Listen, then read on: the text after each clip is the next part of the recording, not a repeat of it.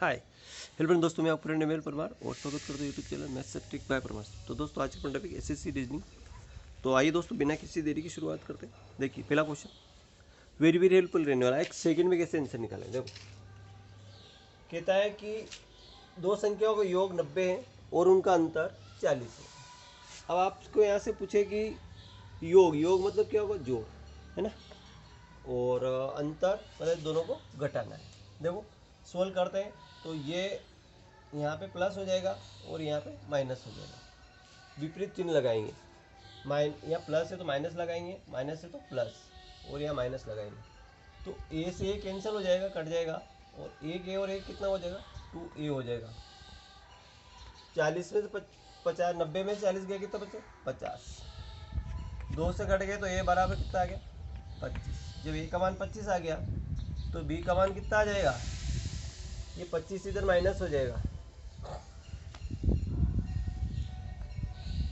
ए plus B, तो ए का मान कितना आ जाएगा 25, तो बी का मान 90 माइनस, और 90 में 10 में 5 गए तो 5, और 8 में 2 गए तो 6, यानी कि संख्या हो जाएगी अपनी पास 25 और 65। ये दो संख्या हो जाएगी 25 और 65। आई होप कि समझ में आ गया होगा।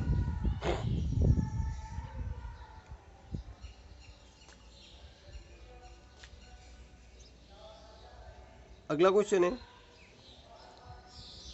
जो आपको मैं कल के वीडियो में बता चुका हूँ और आज की वीडियो में अपन देखने जाएंगे। वेरी वेरी इजी क्वेश्चन है और इतने आसानी से कोई इसको सोल्व नहीं कर पाएगा। देखो 1 माइनस 1/2 और 1 माइनस 1/3, 1 माइनस 1/4 और 1 माइनस 1/n। अब ऐसे क्वेश्चन को सोल्व करेंगे तो इतनी जल्दी कैसे सोल्व कर लेंगे। देखो 2 का गुणा यहाँ होगा, 2 एकम 2, 2 में से 1 गया तो 1, 1/2। इसी तरह 3 एकम 3 में से 1 गया तो 2/3। इसी तरह 4 एकम 4, और 4 में से 1 गया तो 3/4। n एकम n माइनस 1/n। ठीक है, यहाँ 2 से 2 कट जाएगा, 3 से 3 कट जाएगा, और 1/4 बचेगा। 1 कितना बचेगा, 4। इसी तरह लास्ट में क्या बचेगा, n माइनस 1/n बचेगा। तो इसका फार्मूला, ये फार्मूला बता रहा तो n माइनस 1/n इसका राइट आंसर आ जाएगा, n माइनस 1/n।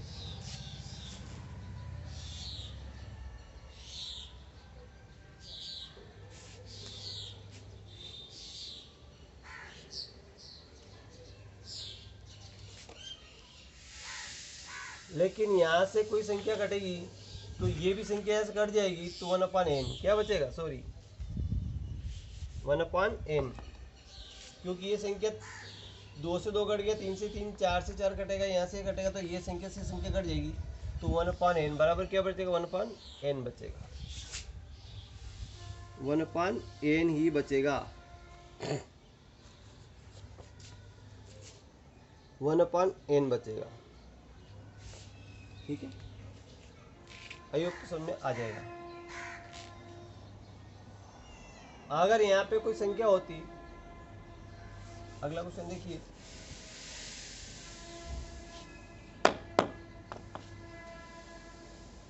प्रश्न कह रहा है कि प्रथम 68 सम प्राकृत संख्याओं का योग क्या होगा। 68 68 संख्याएं सम, तो इनका योग निकालना है। देखिए जैसे कि अपन देखते हैं कि 2 + 4 + 6 + 8, अगर यहाँ 8 तक जाते हैं तो आप लोगों को 4 संख्या मिलती है, 1 2 3 4। कितनी संख्या मिलती है, 4 संख्या मिलती है, 4 ही मिलती है। लेकिन ये संख्या है वो जाते कहाँ, अपन 8 तक जाते, दुगना, यानी 4 × 2 बराबर 8 तक जाते हैं तो अपने को 2 संख्या 4 संख्या मिलती है। ठीक है ना, 68 सम संख्या है, संख्या इसके पास कितनी है, 68 है, तो 68 में 2 से मल्टीप्लाई करेंगे तो 2 8 16 का लास्ट वाली संख्या होगी वो 2 8 16 में 6 असला 1 2 चंग 12 ने 13 136 तक जाएंगे तो अपनों को यहाँ पे अपनों को 68 सम मिलेगी और 68 विषम मिलेगी 136 तक में अपनों को चाहिए सम का योग चाहिए अपनों को। सम का क्या चाहिए? योग चाहिए। कह रहा 68 का योग कितना होगा। अब सम का योग यहाँ तक का योग करने के लिए क्या करेंगे अपन दोस्तों, n प्लस 1 ये एक फार्मूला होता है। n कुल संख्या होती है, n का मतलब क्या हो, कुल संख्या। तो 68 इंटू 68 और एक 69